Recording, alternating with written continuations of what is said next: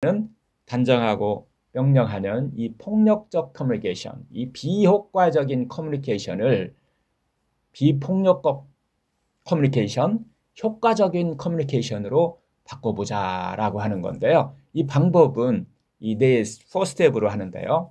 첫 번째는 관찰을 하는 거예요. 두 번째는 느낌을 말하고, 세 번째는 욕구를 전달하고, 서포터의 욕구를 전달하는 거예요. 그리고 마지막으로 의뢰를 하는 거예요. 이렇게 커뮤니케이션을 바꾸면 이것을 갖다가 효과적인 커뮤니케이션, 건전한 커뮤니케이션 이런 식으로 바뀌게 된다는 거예요.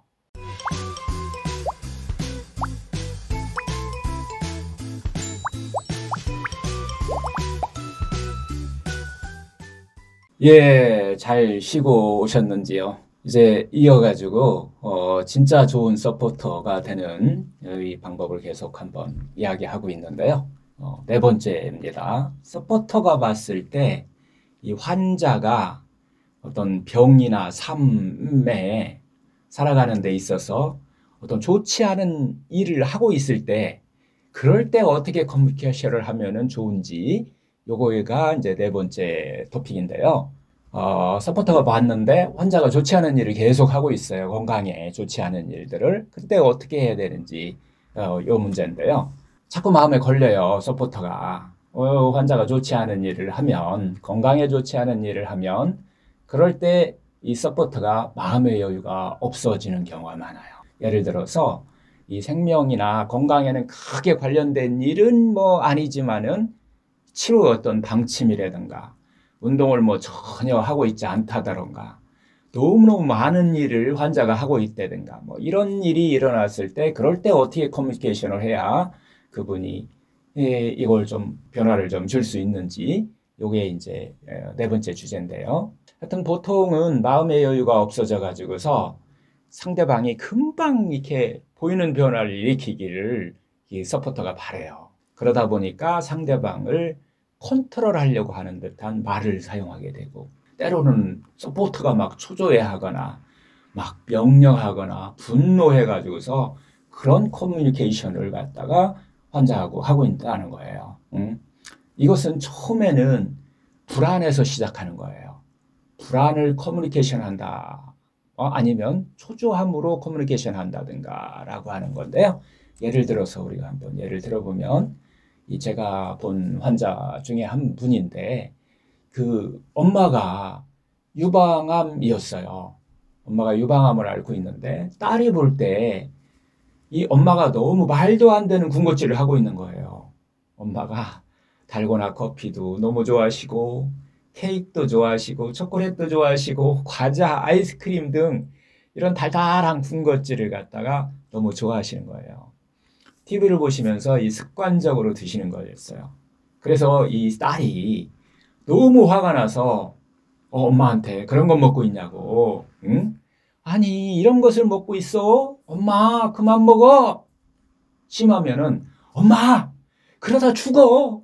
이렇게 커뮤니케이션을 하고 있었던 거예요. 그때 딸이 엄마가 싫어서 그런 커뮤니케이션을 했느냐? 아니죠. 딸이 불안한 거예요. 응? 엄마가 너무 좋아가지고서 사랑하니까 계속 오래 건강하게 살았으면 좋겠으니까 조금이라도 좀 오래 살았으면 좋겠으니까 이런 의도로 이런 말을 이렇게 했던 거예요. 안 먹었으면 좋겠다는 그것을 전달하는 과정에서 이렇게 커뮤니케이션을 했던 거죠. 딸을 했던 그런 모습을 보면서 이런 커뮤니케이션. 다 큰 어른이 설탕 먹어? 그런 설탕 덩어리나 먹고 있어? 그런 거 그만둬. 하여튼 이렇게 단정적이고 명령하는 그리고 지시하는 커뮤니케이션을 한 거예요. 이게 어디서 왔냐? 생각해보면 다 엄마를 사랑하는 애정에서 왔다는 거예요. 그럼 우리가 애정을 좀 커뮤니케이션하는 방법을 쓰면 어떨까라는 이게 이제 우리가 서포터로서 배워야 될 하나의 언어적인 어떤 표현이 아닌가라는 생각이 드는데요. 하여튼 이 딸은 애정, 불안, 분노, 걱정 뭐 이런 것들이 막 올라와 섞이면서 그런 커뮤니케이션을 했던 거예요. 그런데 엄마는 이 애정, 사랑을 알고 있느냐? 아니에요. 엄마는 몰라요. 엄마는 그런 감정이 아직 아니에요. 그런데 엄마한테는 하여튼 그 딸의 마음이 전달되지 않은 거예요. 딸은 그게 정말 중요한 사항이라서 엄마한테 부드러운 커뮤니케이션이 안 된 거예요. 이것이 바로 폭력적인 커뮤니케이션이에요. 이를 단정적으로 과장해서 말하는 거예요. 그리고 명령한 거예요. 그래서 네 번째 커뮤니케이션 어떻게 하면 좋을 것인지, 이럴 때 어떻게 하면 효과적인 것인지를 우리는 바꿔서 다시 보자고요. 어떻게 효과적인 커뮤니케이션을 할 것인지 이걸 우리가 다시 볼 건데요.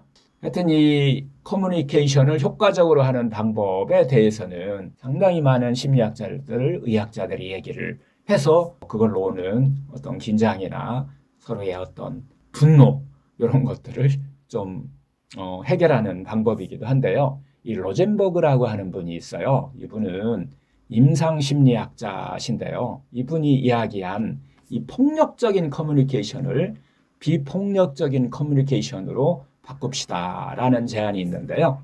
그걸 오늘 배워볼 거예요. 폭력적 커뮤니케이션은 이 단정적으로 말하는 거예요. 단정적 언어를 사용하는 거.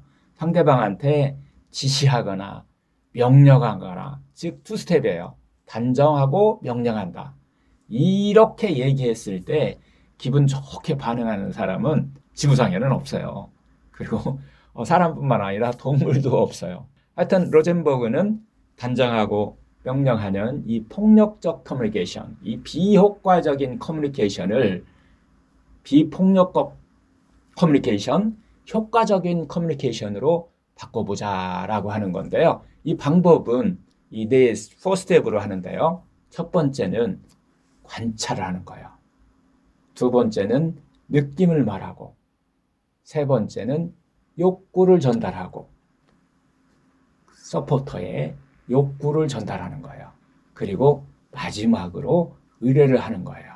이렇게 커뮤니케이션을 바꾸면 이것을 갖다가 효과적인 커뮤니케이션, 건전한 커뮤니케이션, 이런 식으로 바뀌게 된다는 거예요. 엄마, 죽을 거야! 폭력적인 거잖아요. 응? 다 큰 어른이 몸에 안 좋은 그 설탕 덩어리나 먹고 죽을 거야! 이거 완전히 단정적인 언어로 얘기했어요. 딸은 단정, 명령이라는 두 스텝을 썼잖아요. 그런 폭력적인 언어를 썼다가 심지어 죽을 거야! 라고 하는 협박적인 어떤 폭력적인 언어까지 사용하게 되는 거예요. 사용하게 되는데 하여튼 불건전한 커뮤니케이션을 했다는 거예요. 그거 상대방이 듣고 사랑하니까 딸이 그러는구나 라고 생각해서 그걸 딱 그만둬야 되겠다 이렇게 생각하는 분은 없어요. 하여튼 단정하고 명령적으로 이야기를 하면 상대방은 아무것도 하고 싶지 않다는 거예요. 이게 커뮤니케이션이 단절이 돼버리는 거예요. 엄마는 그 딸한테서 스스로를 지키기 위해서 아무 얘기도 하지 않는 거예요. 아니면 엄마가 스스로를 자기 자신을 지키려고 어떤 하는 벽에 딱 부딪히게 돼요. 마음의 벽인 거예요. 엄마는 여전히 서랍 속에 과자가 잔뜩 들어있는 거죠. 그리고 엄마 스스로를 지키기 위해 아무한테도 얘기하지 않는다는 거예요. 이것을 바꾸는 것이 건전한 커뮤니케이션. 그럼 어떻게 하면 될까요? 하여튼 엄마가 이러고 있는 것은 엄마가 세포가 막 배고파서 그러는 게 아니에요. 마음이 허기져서 그냥 군것질이 습관화되는 거예요. 그러다 보니까 마음의 허기를 채우는 그런 효과적인 커뮤니케이션을 통해서 딸의 마음을 전달하는 방법이기도 해요. 그래서 효과적인 커뮤니케이션, 관찰하고 느낌을 말하고 그리고 욕구를 전하고 의뢰를 한다라고 하는 4스텝이라고 그랬잖아요. 관찰로부터 시작해야 돼요. 단정이 아니라 관찰로 말을 시작하는 거예요. 내가 보기에는 이렇게 보여, 엄마. 엄마가 최근에 과자 먹는 횟수가 많았잖아요. 그래서 엄마, 최근에 과자 먹는 횟수가 너무 늘은 것처럼 보여. 이렇게 보여. 이렇게 얘기하는 것이 관찰로부터 이야기하는 거예요. 그 다음에 이제 2스텝. 그 다음에 느낌. 자기의 감정을 전달하는 거예요. 그래서 엄마가 건강을 해치는 것이 아닐까 걱정돼. 내가 막 불안해. 그런 느낀 감정을 전달하는 거예요. 솔직하게 전달하셔도 됩니다. 그리고 나서 세 번째 스텝, 자신의 욕구를 전달하는 겁니다. 우리의 니즈를 갖다가 상대방한테 전달하는 거예요. 엄마, 이렇게 이렇게 해줬으면 좋겠어. 뭐 이런 이야기죠. 군것질의 양을 줄였으면 좋겠어. 라고 얘기한대요. 좀 구체적으로 말해도 괜찮아요. 뭘 줄인다는 거예요? 예, 군것질의 양을.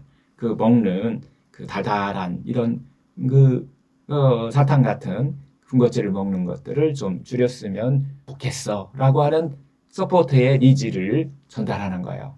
어떻게? 적어도 일주일에 한두 번으로 좀 줄였으면 어떨까요? 뭐 이런 것들이죠. 하여튼 나는 이렇게 배웠어. 당분을 많이 섭취하면 몸에 안 좋아. 건강에 안 좋아. 뭐 이런 것을 이제 전달을 하면 돼요. 나는 엄마가 오래오래 건강하게 살았으면 좋겠어. 군것질을 너무 많이 먹으면 그게 불가능하게 되니까 엄마가 그걸 덜 먹었으면 좋겠어. 라고 이렇게 내 니즈를 갖다가 좀 구체적으로 전달하는 게 세 번째 스텝이에요. 네 번째 스텝은 이제 의뢰를 요구하는 거예요. 그 다음에 구체적인 의뢰를 하는 거예요. 줄여주지 않겠어?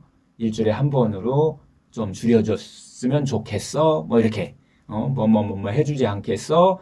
네, 이렇게 자신의 서포터에 다시 마찬가지로 요구를 의뢰를 하는 거다라고 하는 것입니다. 이것이 바로 건전한 서포터의 커뮤니케이션 방법이기도 하고요. 비폭력적인 커뮤니케이션이라고 얘기하는 거예요. 그리고 이렇게 해야만 효과적인 커뮤니케이션이 될 수 있다는 거예요. 다시 한번 정리하면 이 첫 번째 스텝, 관찰로부터 말을 한다. 내가 봤을 때 이렇게 보여요. 이렇게 관찰로부터 이야기를 한다. 두 번째 스텝, 다음에는 필링, 자기의 느낌, 감정을 전달한다. 나는 이렇게 느껴요. 이런 식으로 두 번째 스텝, 자기의 감정을 전달한다. 그 다음에 세 번째 스텝, 자신의 니즈, 욕구를 전달한다. 나는 이렇게 엄마가 했으면 좋겠어요. 엄마가 이런 식으로 좀 줄여줬으면 좋겠어요. 뭐 이렇게 자신의 니즈, 욕구를 전달하는 거예요. 마지막 네 번째 스텝, 의뢰를 한다. 의뢰. 무엇을 해주지 않겠습니까? 해주지 않을래? 뭐 이렇게 구체적으로 이런 4스텝으로 이야기를 하는 것이 바로 이게 효율적인 커뮤니케이션이라는 얘기를 했어요. 그 다음에 이제 우리가 엄마 이야기에서 이 폭력적 커뮤니케이션이 자기가 봤을 때 과자만 잔뜩 먹고 그만둬! 엄마 죽어! 이렇게 하는 것 떼서 비폭력 커뮤니케이션으로 다시 한번 또 정리하면 관찰. 내가 보기에 과자를 너무 많이 먹는 것처럼 보여. 그 다음에 두 번째 느낌, 자기의 감정 전달. 그래서 엄마가 건강을 해치지 않을까 걱정돼. 그 다음에 세 번째 자기의 니즈, 욕구. 나는 엄마가 너무너무 좋으니까 엄마가 정말 오래오래 살았으면 좋겠어.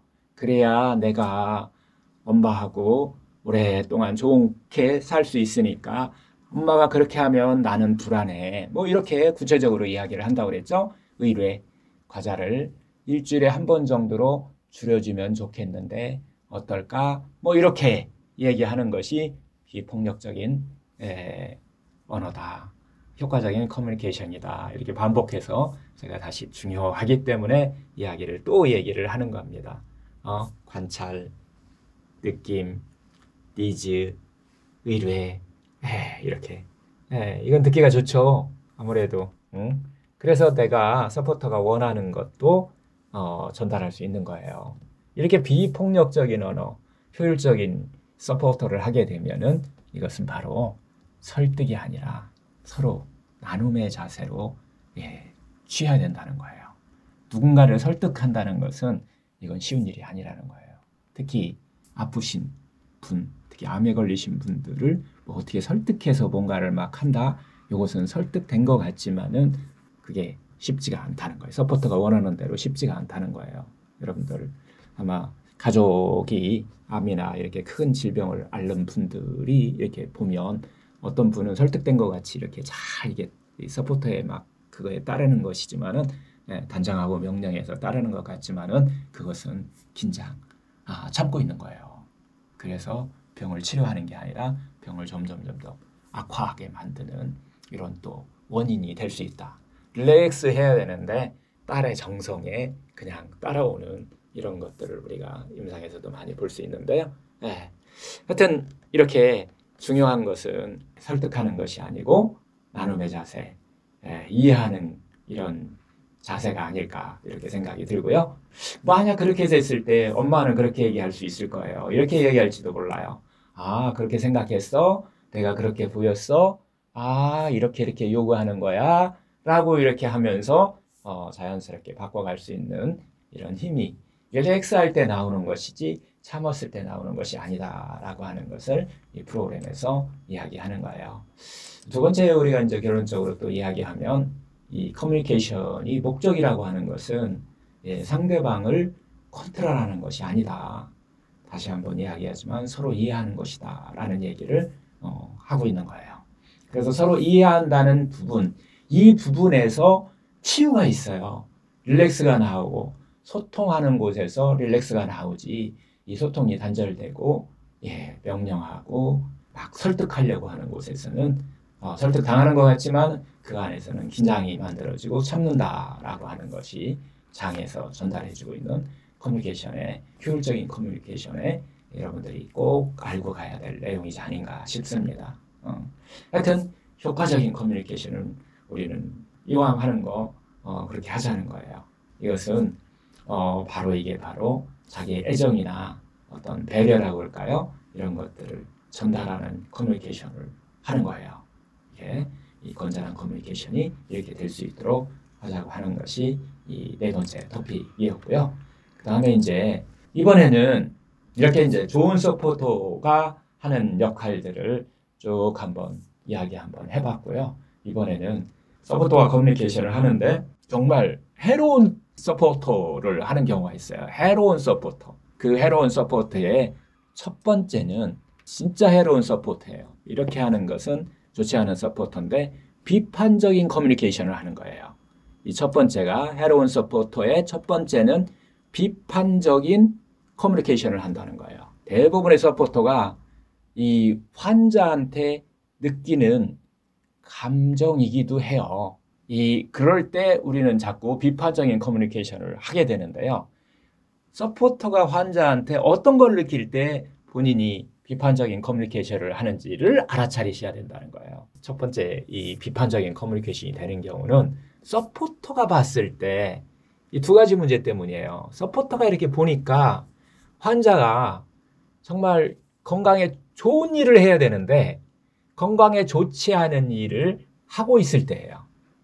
그 다음에 두 번째는 계속해서 좋은 일만 해야 되는데 이런 일들은 하지 않는다고 느낄 때예요. 자기가 원하는 좋은 일을 계속 하고 있어야 되는데 그런 걸 하지 않고 있을 때 비판적인 커뮤니케이션을 하게 되는 거예요. 그래서 이런 경우에는 같은 비판적이니까 비판적인 말로 표현할 수밖에 없는 거겠죠. 그래서 말로 그런 언어를 사용하기 때문에 이게 바로 분노의 커뮤니케이션으로 빠지기가 쉬워요. 그래서 비생산적인 커뮤니케이션, 폭력적인 커뮤니케이션으로 잘 되는 것은 비판적인 커뮤니케이션을 하기 때문이다라고 이렇게 얘기할 수 있어요. 다시 한번 정리하면요. 비판적인 커뮤니케이션을 할 때는 서포터가 봤을 때 환자가 건강에 좋지 않은 일을 하고 있을 때 아니면 환자가 좋은 것을만 해야 되는데 그런 것을 하지 않고 있을 때 그냥 쉬고 있을 때 이럴 때 엄마 그런 거 해 운동 좀 해 막 이런 식으로 폭력적인 커뮤니케이션이 된다는 거예요. 이건 정말 좋지 않은 커뮤니케이션의 대표적인 예다라고 하는 얘기를 하고 있고요. 두 번째가 이 비판적인 커뮤니케이션은 우리가 어떻게 보면 서포터가 입장에서 볼 때 이게 또 세 가지의 어떤 문제 때문에 이런 비판적인 커뮤니케이션을 하는데요. 이것은 환자에 대한 염려에서 시작돼요. 모든 것은 전부 이 비판적인 커뮤니케이션도 마찬가지고요. 그런데 하여튼 이 세 가지 이유가 있는데 요 세 가지 이유는 첫 번째가 환자가 이 걱정만 하고 있을 때예요. 뭔가 막 좋은 일을 해야 되는데 환자가 기본적으로 계속 걱정만 하고 있을 때 이런 지나친 일에 신경을 쓰고 있다라고 이렇게 보여졌을 때 서포터가 또 그거 하지 말라고 막 이렇게 얘기를 하죠. 너무 그렇게 걱정하지 마. 그렇게 얘기한다고 그래서 걱정을 안 하나요? 예, 이게 첫 번째로 많이 일어나는 비판적인 커뮤니케이션을 할 때 일어나는 이야기들입니다. 그 다음에 이제 두 번째는 환자가 자기 자신의 케어를 확실하게 하지 않을 때, 이때 또 막 너무 바쁘다든가 너무 많은 일에 이렇게 빠져 있을 때 너무 좀 쉬어가면서 해! 이렇게 해서 커뮤니케이션을 하는 경우가 있는데 이것도 마찬가지로 단정하고 명령하는 커뮤니케이션, 비판적인 커뮤니케이션을 하게 되는 원인이 된다는 거예요. 세 번째는 의견의 차이입니다. 서포터와 환자와 의견의 차이일 때 우리는 또 이런 차이 때문에 비판적인 커뮤니케이션을 하게 되는데요. 나쁜 서포터가 되게 되는 이유가 되겠죠. 첫 번째, 치료 방침의 차이가 있을 때 이건 조금 심각해요. 나는 항암을 하기 싫은데 서포터는 항암을 해야 된다라고 막 할 때, 그 다음에 뭐 이런 것도 있고 또 이제 식사에 관한 차이가 있을 때 환자는 그냥 편하게 먹고 싶은데 서포터는 자연식을 해야 된다, 현미를 먹어야 된다, 뭐 과자사탕은 절대 먹으면 안 된다, 뭐 이런 것들에 대한 차이 때문에 또 이 비판적인 커뮤니케이션을 하게 되는 이유가 될 수 있다는 거예요. 그 다음에 이제 운동에 관한 차이, 특히 이제 이런 명상, 마음에 관한 차이 이런 경우도 상당히 많이 비판적인 커뮤니케이션이 될 수가 있어요. 특히 마음을 편하게 먹어, 릴렉스하고 살아 엄마, 그래야 돼 라고 이야기할 때 엄마가 그걸 이해하느냐, 그리고 따라할 수 있느냐, 그렇지 않다는 거예요. 그래서 이런 것들 때에 비판적인 커뮤니케이션을 할 수밖에 없는 서포터의 마음의 불안, 초조, 그 다음에 급하게 된다는 거예요. 하여튼 또한 환자가 금방 막 초조해거나 화내거나 막 이렇게 할 때 그러면 건강에 해로워 막 이런 식으로 이렇게 우리가 커뮤니케이션 하는 것이 이 비판적인 커뮤니케이션을 하는 데는 그런 가장 큰 원인이 될 수 있다는 거예요. 이렇게 세 가지, 첫 번째가 환자가 기본적으로 걱정만 하고 있는 경우, 두 번째가 환자가 자기 자신의 케어를 확실히 하지 않는 경우, 세 번째가 의견의 차이가 있을 때 서포터는 비판적인 커뮤니케이션을 할 수 있는 조건이 만들어졌다고 자기가 보는 거예요. 자기 생각이에요. 그래서 이랬을 때는 투 스텝이 아니라 포 스텝, 효율적인 커뮤니케이션을 하는 것을 알아차리셔야 된다는 거예요. 이것이 서포터가 환자로부터 보통 받는 세계적인 공통적인 세 가지예요. 이럴 때 비판적인 커뮤니케이션을 하게 되는 것이죠. 그럴 때 빨리 알아차리시고 효과적인 커뮤니케이션을 할 수 있도록 여러분들은 그렇게 하시면 좋을 것 같아요. 하여튼 환자가 이 투덜투덜하고 이런 세 가지의 이런 반응을 보였을 때, 이런 상태를 하고 있을 때 여러분들이 그걸 허용해 주시면서 그럴 수 있어 라고 하면서 이 네 가지 푸어 스텝을 가지고서 서포터를 해야 된다. 제일 나쁜 것은 이럴 때 두 가지 투 스텝, 단정하고 명령하는 이런 이야기를 했을 때 비판적인 커뮤니케이션이 될 뿐만 아니라 폭력적인 커뮤니케이션이 될 수 있기 때문에 제일 안 좋은 이 서포터다. 이렇게 가장 진짜 해로운 서포터다. 이것은 환자의 도움을 주는 게 아니라, 치료에 도움을 주는 게 아니라 치료를 더 나쁘게 만드는 서포터다. 이렇게 우리가 표현하는 거예요. 이렇게 비판적인 커뮤니케이션이 일어나게 되면은 이게 하나의, 어떻게 보면 내가 듣고 싶은 것만 듣게 되고 내가 하고 싶은 말만 하게 되는 경우들이 많아요. 그래서 우리가 이 전달하는 방법도 그렇지만은 귀를 이렇게 기울이는 방법, 듣는 방법도 마찬가지로 서포터는 중요하다라는 이야기를 하는 겁니다. 이 세 번째, 이 듣는 것이 제대로 안 되면은 진짜 해로운 서포터의 또 세 번째 조건이 된다라고 보시면 될 것 같아요. 하여튼 우리는 내가 듣고 싶은 것만 골라서 듣는 경향이 있다는 거예요. 자기 마음을 확 좀 오픈해서 제대로 있는 그대로 보시는 연습을 우리가 계속 전 과정에서 이야기했지만은 있는 그대로 좀 볼 수 있는 이런 여유가 좀 필요하다라고 하는 거예요. 상대방한테 환자분이 순수하게 전달하고 싶은 것을 내가 받아들인다라는 그런 신념을 가지고서 듣는 것이 중요하다는 거예요. 내가 듣고 싶은 것, 전달하고 싶은 것만 듣는 것이 아니라는 거예요. 상대방이 전달하고 싶은 것이 무엇인지를 제대로 내가 알아차리는 것이 중요하다. 그래서 상대방이 좋아하는, 환자가 좋아하는 커뮤니케이션 스타일을 딱 파악하셔야 된다는 거예요. 그리고 그거에 맞춰서 서포트하고 커뮤니케이션을 해야만이 환자가 릴렉스가 일어나고 치유가 시작된다라는 얘기죠. 하여튼 우리는 아무래도 이 마음에 걸리는 것이 있거나 중요한 것이 있게 되면은 우리가 가던 길로 가던 경우는 무조건 설득하려고 하는 경향이 서포터한테 있다는 거예요. 이런 것들을 빨리 알아차리시고 이걸 어떻게 설득이 아니로 서로 이해하는 이런 언어를 쓸 수 있을지 여러분이 이것은 공부가 필요합니다. 이것도 한번 지금 이 프로그램이 끝나면 바로 여러분들이 연습을 해보셔야 돼요. 이거 안 하고 그냥 그럴 것 같네 라고 이해할 것 같아. 내가 다 이해했어. 지식적으로 이해했어 이제 라고 하면은 환자한테 도움은 안 됩니다.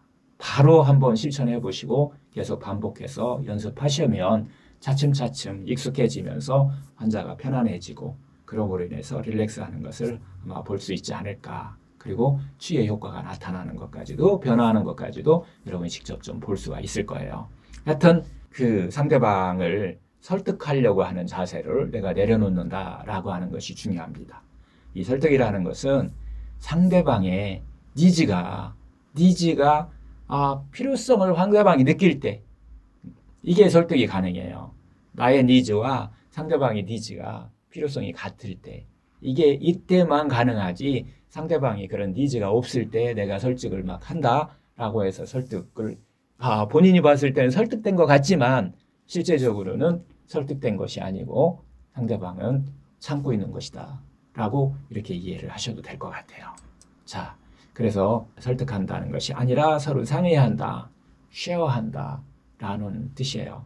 여러분들 스몰 그룹에서도 여러분들 누구한테 뭔가를 자기 주장을 막 하는 것이 아니라 이 4스텝을 이용해서 오늘 한번 관찰하고 4스텝 느낌을 전하고 느낌을 말하고 자기의 욕구, 니즈를 전달하고 그 다음에 마지막에 의뢰하는 이런 4스텝을 쓰는 연습을 스몰 그룹에서도 같이 한번 해줬으면 좋겠어요. 잠시 후에 이제 끝나고 스몰 그룹에 들어갈 건데 이때 우리가 이것을 갖다가 쉐어한다 이렇게 이야기를 합니다. 상의한다, 쉐어한다 이런 기분으로 커뮤니케이션을 한번 여러분들이 연습을 해줬으면 좋겠습니다. 하여튼 잠시 후에 우리가 스몰 그룹에서도 거기서도 자기의 이야기를 하면서 자기를 알아차리시는 게 그래서 정말 중요해요. 자기가 남들을 설득하려고 하는지 누군가한테 막 이해를 시키려고 막 끙끙거리고 노력하고 있는지 이 자기의 모습을 볼 수 있는 이런 능력을 일단 본인이 키우셔야 된다. 그것이 바로 자기 자신을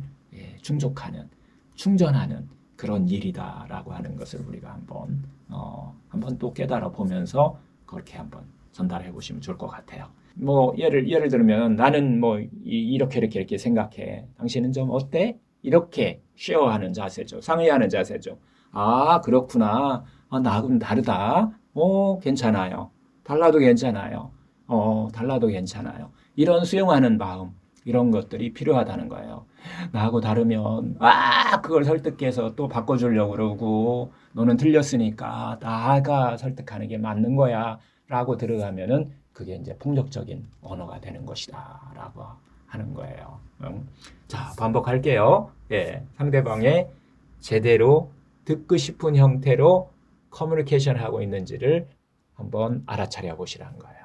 여러분들 혼자 설득하려고 상대방하고 이야기하고 있는지 아니면 상대방이 듣고 싶은 형태로 내가 이야기하고 있는지를 한번 되돌아보자 라고 하는 거고요. 지금까지 우리가 단정하고 명령하는 그런 커뮤니케이션을 했다면 내가 일방적으로 말하고 싶은 것들을 막 말하고 그걸 따라오기를 내가 원했다면은 그렇게 하고 있는지 한번 되돌아보실 필요가 있다는 거고요. 그 다음에 그래서 내가 원하는 형태의 서포트가 아니라 내가 원하는 커뮤니케이션 형태가 아니라 그렇게 따라오는 것을 원하는 그런 커뮤니케이션이 아니라 상대방한테 제대로 치유되는 형태의 커뮤니케이션을 하는 것이 중요하다라는 이야기를 다시 한번 이야기를 하고 있습니다. 그 다음에 이제 진짜 해로운 서포터의 여러 가지 얘기를 했지만 또 가장 또 나쁜 것 중에 하나가 이 집착의 문제예요. 집착이라고 하는 것이 본인이 집착을 내려놓지 못하고 그 커뮤니케이션을 하다 보면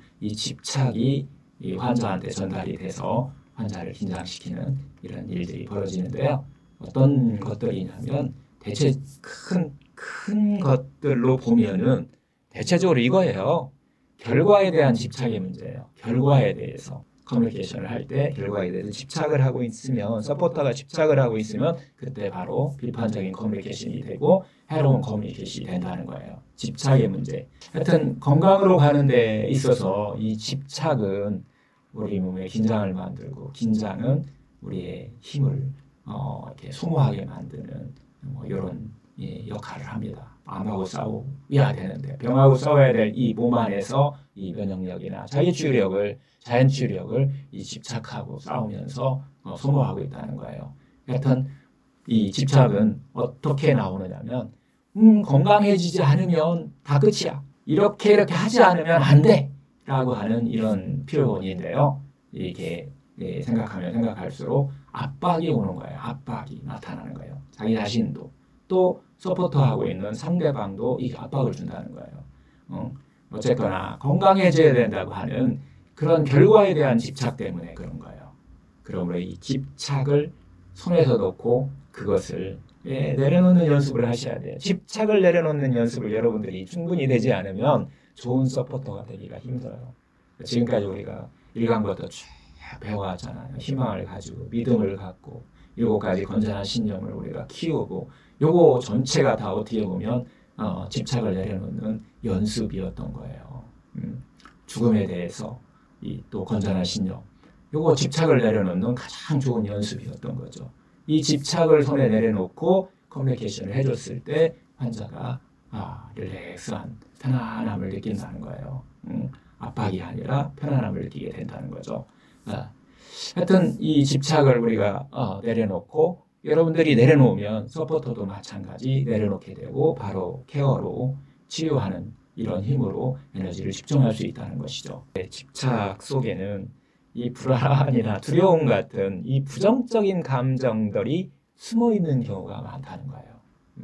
이 집착 속에 여러분들은 열심히 설득하려고 막 집착하고 이렇게 건강하게 이거 안 하면 안 돼, 이것만 꼭 해야 돼 이런 식으로 생각하고 수 있지만은 여러분들 그 속에는 불안이나 초조, 두려움 같은 것이 부정적인 감정이 숨겨져서 커뮤니케이션에 전달이 된다는 거죠. 상대방 환자는 꼭 철저하게 막 이렇게 해야 된다라고 하는 환자는 꼭 이렇게 해야 돼 이런 반드시 이렇게 하지 않으면은 다 이게 나중에 큰 문제가 돼 뭐 이런 것들 그러면 뒤에 막 죽어버릴 거야 악화될 거야 막 이런 마음 이런 것들이 이 집착의 마음에서 나오는 거거든요. 이 집착을 손에 내려놓는 이 서포터가 해야 된다는 거죠. 하여튼 나는 엄마가 건강하게 오래오래 살았으면 좋겠어. 그러기 위해서는 군것질을 그만 먹어야 해. 이렇게 군것질 절대 하면 안 돼. 이게 집착의 마음이에요. 여기서 이제 불안, 분노 이런 감정들이 올라온다고 했잖아요. 하여튼 이런 자신의 어떤 두려움이나 불안에서 시작하는 이 집착의 마음, 상대방을 컨트롤하려고 하는 이런 것들은 전체적으로 집착의 마음에서 생긴다라고 하는 거예요. 하여튼 이 집착은 자기 자신에게도 또 환자에게도 치유에 방해가 된다라고 하는 것을 여러분들이 알아차리시면 좋은 서포터가 될 수 있고 비판적인 이 커뮤니케이션을 하지 않는다는 거예요. 이 엄마가 병에 걸려서 죽을 거야라는 어떤 이런 집착을 갖다가 손에서 놓기 위해서는 어떻게 하면 우리가 좋을까요? 요게 우리가 집착을 손에 내려놓는 이게 어떻게 하면 여러분들 쉽게 내려놓을 수 있을 건지 이걸 우리가 지금 배우고 있고 이렇게 우리가 커뮤니케이션을 하는 것들을 지금 배우고 있는 건데요. 첫 번째 중요한 것이 신뢰감을 키우는 거예요. 신뢰감을 키우는 거예요. 상대방의 신뢰, 나에 대한 신뢰, 자기 자신에 대한 신뢰감이 없으면 자꾸 이렇게 집착의 마음으로 간다는 거예요. 그래서 이런 집착하지 않는 커뮤니케이션을 하려면 반드시 첫 번째 조건이 신뢰감을 키우는 거예요. 그 엄마한테는 엄마의 인생이 있어. 엄마를 신뢰하는 거예요. 엄마한테 엄마의 인생이 있다. 엄마는 엄마의 과제가 있다. 라고 하는 그런 마음이에요. 나랑은 다른 길이 있어. 엄마는 엄마의 길을 걷고 있어. 뭐 이런 마음이죠. 엄마가 건강해지는 것을 나는 원하고 그것을 서포트할 거야. 이 좋은 서포터를 할 거야. 뭐 이런 것들이 자신에 대한 어떤 신뢰감을 키우는 방법이기도 해요. 그리고 또 이렇게 할 거야. 그렇지만은 엄마가 병에 걸려도 괜찮아. 병이 악화돼도 괜찮아. 나는 엄마가 건강하게 오래오래 살기를 바래. 하지만 엄마가 언제 돌아가신다고 해도 괜찮아. 오늘 죽음을 맞이한다고 해도 괜찮아. 이런 마음이에요. 이런 마음을 오늘 죽음을 맞이함도 괜찮아 라고 하면 내가 지금 엄마한테 뭐라고 하겠어요? 집착의 마음으로 막 엄마 그러면 죽어 막 이렇게 얘기할 건가요? 엄마하고 쉐어하는, 상회하는 이런 자세가 나타나지 않을까요? 이런 자세가 자신에게 신뢰감을 키우는 방법이고요. 이런 마음을 갖고 서포트하는 것이 집착을 내려놓고 서포트하는 거다. 이런 자세로 서포트하는 것이 진짜 서포터다. 좋은 서포터다. 이렇게 이야기를 하는 거예요. 이렇게 했을 때 엄마가 진짜 죽느냐? 엄마가 진짜로 뭐 더 악화되느냐? 그렇지 않다는 거죠. 이런 자세가 엄마도 그렇고 나도 그렇고 이 케어가 되는 자세가 되는 거예요. 이런 마음을 키우는 것이 바로 희망을 계속 가지면서 집착을 손에서 놓는 자세라는 것입니다. 이렇게 했을 때 엄마가 진정으로 치유가 될 수 있는 그런 힘이 길러진다는 거예요. 집착을 내려놨을 때 여러분들은 희망을 끈이 보이기 시작한다는 거예요. 이렇게 희망은 계속 가지고 집착을 놓는 방법, 이게 하기 위해서 우리는 지금까지 죽음에 대한 건전한 신념, 병에 대한 건전한 신념이 정말 중요하다라는 얘기를 다시 한번 또 반복해서 얘기합니다. 이거까지 건전한 신념을 키우셔야만 여러분이 정말 좋은 서포터가 될 수 있고 환자분은 그렇게 함으로써 본인 스스로 집착을 내려놓을 수 있고 희망을 키울 수 있는 마음이 생긴다. 그렇게 가진 희망은 환자의 희망은 치유에 엄청난 힘이 되어서 자연치유에 내 스스로 치유할 수 있는 이 자연치유력을 이렇게 높여줘서 우리가 치유가 될 수 있다라는 이야기를 이 프로그램에서는 이야기를 하고 있는 거예요. 하여튼 우리가 다시 또 엄마는 몰라서 내가 제대로 전달해 주면 뭐 안 되기 때문에 이렇게 우리가 생각하게 된다면은 이것은 무조건 집착이 올라오게 된다라는 이야기를 또 한 번 반복해서 이야기합니다. 여러분들이 스몰그룹에 나와서 대화할 때도 그래요. 우리가 서포터라고 이렇게 이제 한 번씩을 이렇게 했잖아요. 먼저 한번 들어보신 분들이 이렇게 해보시면은 그분이 나머지 사람들은 나는 한번 먼저 들어봤으니까 나머지 사람들은 내가 설득해야 돼. 내가 설명해서 그분들한테 이해를 시켜야 돼. 이것이 바로 알아차리셔야 돼요. 이것은 집착의 마음에서 오는구나 라는 것을 알아차리셔서 좋은 서포터가 되려면 이걸 어떻게 내려놓느냐라고 하는 것을 여러분들 스스로 한번 공부하셨으면 좋겠어요. 근데 이게 실제적으로 서포터의 관계에서만 환자와 서포터의 관계에서만 이루어지는 것이 아니고 정말로 가족과의 대화 아니면 옆 사람과의 대화 이렇게 듣다 보고 이렇게 얘기합시다 보면은 여러분들이 이제 보이기 시작할 거예요. 오늘 강의를 듣고 나시면은 저분은 집착으로 서포터 이야기를 하고 있구나.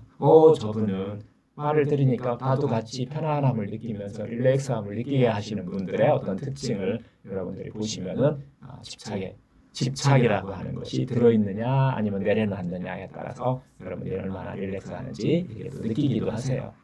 그래서 그렇게 우리는 공부하는 거예요. 집착을 가지고 하시는 분이 나쁜 분이다라고 아니라 그분을 통해서 우리는 또 배우게 되고요. 저분은 집착의 마음을 갖고 있구나. 그렇게 여러분들 그걸 알아차리셔야만 여러분들이 내려놓을 수 있다라는 얘기를 다시 한번 반복합니다. 그래서 환자가 아닌 나쁜 집에서 나쁜 서포터죠. 서로의 커뮤니케이션이 잘 안 될 때는 누군가 집착을 하고 있는 것이다 라는 것을 알아차리시면 다 여러분들한테 아무리 나쁜 서포터를 해오더라도 커뮤니케이션을 해오더라도 여러분들이 공부거리가 되고 여러분의 릴렉스를 만드는데 바로 알아차림이 필요하다는 거예요. 알아차리면 릴렉스는 바로 나오는 겁니다. 그래서 여러분들 계속해서 우리가 강의를 하면서 일어난 일 때문에 그런 게 아니라 그걸 내가 받아들이는 마음의 문제라는 얘기를 계속 반복적으로 우리가 수업을 하면서 여러분들한테 계속 이해를 아마 다 하셨을 건데 실제적으로 딱 현장에 가면은 또 그게 쉽게 나타나지가 않으시죠. 이것이 바로 내가 집착의 마음을 갖고 있기 때문에 그래요. 그래서 이 집착의 마음을 내려놓는 연습이 바로 또 명상이고 뭐 여러분들 여러 가지 방법을 가지고 우리가 명상을 하게 되는데 내려놓는 연습이죠. 이렇게 우리가 하면서 이제 좋은 서포터가 되기 위해서는 쉽지가 않죠. 그런데 좋은 서포터가 되면 여러분들 환자한테 좋은 것뿐만 아니라 내가 먼저 충족되고 내가 먼저 좋아진다라고 해서 좋은 서포트의 첫 번째 조건이 내가 먼저 어떻게 충족돼야 된다는 거예요. 집착을 내려놓는 것이 내가 가능해야지 환자가 내려지지, 내 상대방이 내려지지, 내가 내려놓지 않으면 절대로 상대방은 내려질 수가 없다라는 이야기를 비판적인 커뮤니케이션, 진짜 해로운 커뮤니케이션에서 이야기를 하고 있는 겁니다. 하여튼 엄마가 악화돼도 괜찮다라고 하는 이런 마음이죠. 엄마가 죽음을 맞이해도 괜찮다라고 하는, 오늘 죽음을 맞이한다라고도 괜찮다라고 하는 그런 자세라고 했잖아요. 하여튼 그런데 만일 오늘 죽음을 맞이할 준비가 되어 있지 않다면 그것을 하기 위해서는 대체 무엇을 하면 좋을지 이걸 우리가 한번 한번 생각해보고 그런 것들을 바로 실천에 옮기는 것이 또 집착을 내려놓는 연습이기도 하죠. 만일 죽음을 맞이할 준비가 되어 있지 않다면 그것을 하기 위해서 대체 오늘은 무엇을 하면 좋을지 이걸 우리가 생각하면서 그 일을 직접 여러분들이 현장에서 키워보시는 거예요. 죽음을 맞이해도, 오늘 죽음을 맞이해도 그러면 내가 대체 무엇을 하면 오늘 지금 좋을지, 이런 자세로 이 서포터를 하는 거, 이것이 집착을 내려놓는 자세라는 것이고요. 예. 물론 오늘 바로 이날 이 사랑하는 사람이, 내가 좋아하는 사람이 죽음을 맞이해도 괜찮다는 이런 마음의 준비를 여러분들이 하시려면 다시 한번 또 이야기하지만, 그래서 죽음에 대한 건전한 심을 키우셔야만이 이런 자세가 나온다는 거예요. 그냥 이게 그렇게 하려고 막 노력해가지고서 여러분이 그렇게 되는 것이 아니다. 그것은 가식이 될 수 있기 때문에 죽음에 대한 건전한 신념을 여러분들이 정말 키우셔야만 그런 마음의 자세가 나올 수 있다. 집착을 내려놓을 수 있다. 이렇게 이해를 하시면 될 것 같고요. 이것이 하여튼 자기 자신의 내면에서 노력하는 이런 방법이고요. 이것을 갖다가 상대방한테 전달할 필요는 없어요. 엄마가 건강해졌으면 좋겠지만 악화돼도 괜찮아 라는 이런 말은 부적절해요. 커뮤니케이션으로 상당히 부적절한 말이죠. 나는 이렇게 배웠어. 엄마가 이런 마음을 갖고 전달하면 엄마도 도움된대, 나도 도움되고, 이렇게 전달하는 것은 정말 큰 커뮤니케이션 중에서 가장 해로운 커뮤니케이션을 여러분들이 하시는 거예요. 가끔은 좀 해제, 말아야 될 말은 전달하지 않으면 돼요. 뭐 심지어는 뭐 이렇게 얘기하는 거예요. 건강해지면 좋겠지만 죽어도 괜찮아요. 이런 것들은 자기 안에 내면의 세계에서 키우는 과정에서 나오는 것이지, 이것을 커뮤니케이션하는 이런 방법으로는 좋지 않다라고 하는 거예요. 지금 이야기하는 것들은 전부 그러면 엄마를 케어하는 것을 중단하라는 얘기냐, 이런 것이 절대 아닙니다. 이게 집착을 내려놓고 엄마를 케어하라는 거예요. 제대로 케어하라는 이야기죠. 이것은 건전한 신념을 강화하는 것이다. 그리고 서포트 있는 상대는, 서포터를 받고 있는 그 상대는 그럴 때 우리 어깨에 짐을 내려놓을 수 있고 마음을, 편안함을 내려놓을 수 있게 되는 거예요. 환자는 집착의 마음으로 가기가 쉬워요. 그래서 서포터라도 이 집착의 마음을 내려놓는 상태가 되셔야만 환자가 그게 따라올 수 있다는 거예요. 환자가 이걸 배워가지고서 나 집착을 다 내려놓겠다 이렇게 하기가 상당히 쉽지 않다는 거예요. 그래서 옆에 있는 서포터가 내려놨을 때 환자가 어깨에 짐을 내려놓을 수 있고 집착의 마음을 내려놓게 될 수 있는 그런 힘이 생긴다는 거죠.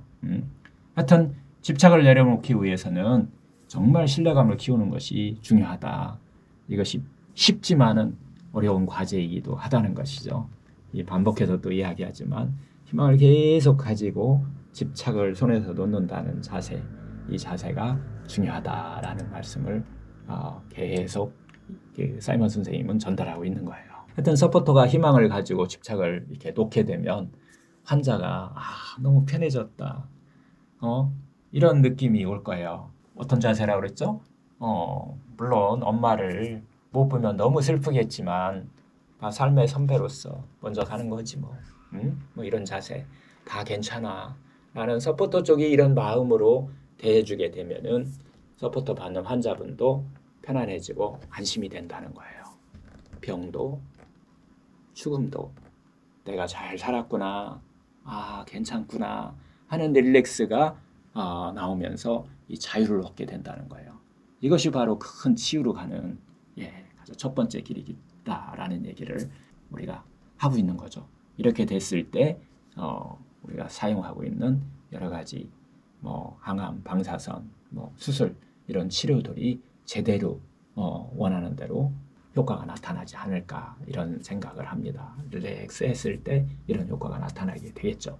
반대로 이 서포터 받고 있는 이 다시 또 환자를 약자로만 보고 스스로 막 집착이 되어가지고서 막 이렇게 접근을 해갖고 막 비판적인 커뮤니케이션, 명령하는 커뮤니케이션 이런 커뮤니케이션을 하게 되면 환자가 마음이 갈 곳이 없어요. 그래서 우리가 이런 경우를 대부분의 암의 원인이 스트레스라고 얘기하는데 스트레스가 쌓였기 때문에 대부분 환자들이 마음에 허기를 느끼고 있어요. 허기를 느끼고 있는 것을 여러분들이 채워주셔야 되는데 여러분들이 불안한 아니면 집착의 마음으로 접근하시게 되면 허기는 더더욱 허기가 많이 느껴지면서 뭔가 나쁜 것으로 또 그걸 채우고 그래도 채워지지 못하면 그게 또 병으로 나타난다라고 하는 것이 이게 우리가 자연의학, 자연치유의 가장 원리, 마음의 원리죠. 이런 것들을 활용해서 우리가 릴렉스하는 자세, 릴렉스하는 삶들이 병을 치료하는 가장 지름길이다라고 하는 이야기를 하고 있죠. 어떤 연구에 보면은 환자의 죽음의 시기가 이렇게 다가오면 다가올수록요, 의사가 그 병실에 들어가는 이 횟수와 시간이 점점 줄어든다는 그런 데이터가 나왔더라고요. 이것은 무의식적으로 왠지 그 의사가 나도 모르게 보고 싶지 않은 죽음을 뭐라고 생각하고 있냐면 폐멸을 생각하고 있다는 거예요. 그리고 우리들이 삶에 대한 집착에서 나오는 것이 이게 아닌가. 삶에 대한 집착 때문에 자기도 모르게 이렇게 들어가지 않나. 조금씩 덜 들어가게 되고 죽음을 좀 피하게 되는 이런 것들이 무의식적으로 나타나지 않나라는 생각이 들죠. 환자가 죽음을 맞이했기 때문에 그때 의사가 더 많이 필요로 한 건데 점점 들어가는 횟수가 좀 줄어든다라고 얘기를 해요. 그래서 이런 프로그램들을 아마 의료인들도 좀 들으셔가지고서 집착을 내려놓고 즐거워할 수 있는 이런 마음을 가졌으면 좋겠다는 생각을 하고요. 죽음에 대한 건전한 신념, 죽음이란 풍요로운 어떤 하나의 졸업식이고 자연의 섭리라고 생각하면은 우리가 피할 필요가 없겠죠. 그래서 집착을 손에서 놓고 희망을 키우는 것이 정말 치료하는 데 중요하다라는 것을 반복적으로 이야기를 합니다. 환자가 힘들으니까 서포터라도 그렇게 하셔가지고서 환자한테 그런 커뮤니케이션, 그런 것들이 전달됐을 때 환자가 치유의 길로 갈 수 있는 가장 좋은 길을 여는 게 된다는 것이죠. 하여튼 이렇게 이 어떤 환자분들도 마찬가지 한 사람의 서포터에만 의지하는 것은 좋지 않아요. 환자분들도 서포터가 많으면 많을수록 좋다. 그래서 A가 피곤하면은 B, B가 피곤하면 C라는 그런 질이 동반된 서포트를 확보해 놓는 것이 환자분들은 상당히 좀 중요하다라고 말씀드리고 싶고요. 그리고 서포터 받는 서포터들도 마찬가지로 나 자신의 서포터를 확보해 주는 것이 좋아요. 나는 환자를 항상 이게 서포터 하는 것이 사실은 내 충족된 이 내 에너지를 어느 정도는 이게 소비하기 때문에 나 자신도 누구한테 좀 서포트를 받는 이런 것들이 필요하다. 카운셀러든가 친구든 전문가든 가족이든 다 좋아요. 이렇게 서포터를 다양하게 좀 확보해 놓으시면 좋겠죠. 하여튼 모든 것이 서포터하는 사람은 모든 것을 다 자기 자신이 끌어안고 막 이렇게 갈 수는 없어요. 그러면은 또 자기 자신의 충전하는 것이 떨어져서 정말 좋지 않은 또 이 서포터를 할 수밖에 없기 때문에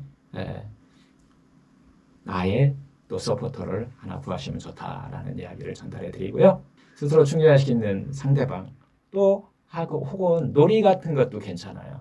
이 서포터를 하고 있는 사람들은 놀이 같은 걸로 그 자기 자신을 충전하는 것을 잊지 않도록 그런 서포트 시스템을 여러분들이 확보해 두는 것이 아주 좋습니다. 여러분 다시 한번 정리하지만 이 희망과 집착이라고 하는 것을 다시 한번 조금 심플하게 좀 정리를 해보면요. 이 희망의 마음은 뭐 하고 싶다라고 하는 그런 마음이에요. 무엇을 하자. 그래서 뭐 이런 것들이 희망의 마음이고 집착의 마음이 뭐냐면 이것을 하지 않으면 이것은 반드시 해야 된다. 꼭 해야 된다. 무슨 일이 있어도 해야 된다. 이런 것은 집착에서 나오는 마음의 형태가 이렇게 좀 우리가 언어로 표현할 수가 있고요. 희망의 마음을 가질 때 여러분들의 에너지가 업되고 집착의 마음을 가질 때 에너지는 떨어진다라는 이야기를 하고 싶습니다. 하여튼 바라는 결과를 얻을 수 없어도 나는 허용할 수 있어 라고 하는 마음, 바라는 이게 이제 희망의 마음이고요. 집착의 마음은 바라는 결과를 얻을 수는 없으면 이것을 없으면 내가 이걸 얻지 못하면 이걸 허용할 수 없고 이게 바로 집착의 마음입니다. 절대 어떤 일이 벌어지면 안 돼라고 하는 이런 절대 나는 그것을 허용할 수 없어 라고 하는 그런 마음은 집착의 마음을 라고 보시면 될 것 같아요. 하여튼 이 집착의 마음은 항상 이 불건전한 사고 베이스 부정적 감정에서 올라오는 거다라고 보시면 되고요. 이 희망의 마음은 건전한 사고 베이스에서 올라오는 것이다 라고 이해하시면 돼요. 그래서 희망은 믿음에서 시작된다고 그랬잖아요. 그리고 이 집착은 불안에서 시작한다 이렇게 보시면 될 것 같아요. 무슨 일이 있어도 괜찮다. 모든 것은 의미가 있다. 라고 이렇게 받아들이는 마음이 희망의 마음이다. 라고 다시 한번 또 정리하고요. 어쨌거나 내가 생각한 대로 달성하지 않다면 세상사 인생은 다 끝장이다. 정상이 아니다. 이것은 반드시 내가 원하는 대로 이루어져야 된다. 이렇게 하는 것은 집착의 마음이고 여기에서 우리는 스트레스라고 하는 것이 생기는 것이 이 집착의 마음이에요. 릴렉스한 것이 나오는 것이 희망의 마음이다 라고 이렇게 집착과 희망을 여러분들한테 전달을 하면서 잠시 후에 이제 여러분들 이제 명상을 할 건데요.